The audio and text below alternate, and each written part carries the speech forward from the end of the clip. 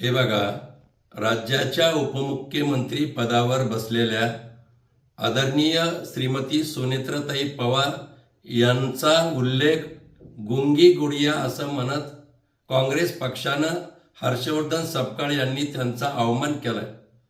संपूर्ण राज्यात आणि देशात संतापाची लाट उसळलेली. लाडक्या बहिणीमध्ये संताप आहे की काँग्रेस पक्ष महिलांना कशा प्रकारे वागणूक देतो. पण तुम्हाला सांगू का, मला एका गोष्टीचं आश्चर्य वाटलं की रोहित पवार यांना काहीच याचं वाटलं नाही. खरं तर त्यांनी राजकारणाच्या पलीकडे जर जाऊन पाहिलं असतं तर काँग्रेस पक्षाचा निषेध करायला हवा होता.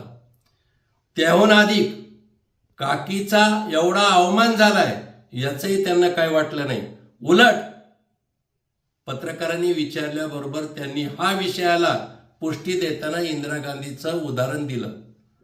मला त्यांना हे सांगायचं आहे की तुम्ही काकी म्हणून जरी पाहिलं नसलं तरी राज्यातल्या एका मोठ्या पदावर बसलेल्या महिलांच्या विषयी अशा प्रकारे काँग्रेसनं आरोप करणं, अवमान करणं हे तुम्हाला मान्य आहे का, एवढंच समोर येऊन सांगायला पाहिजे माध्यमाला.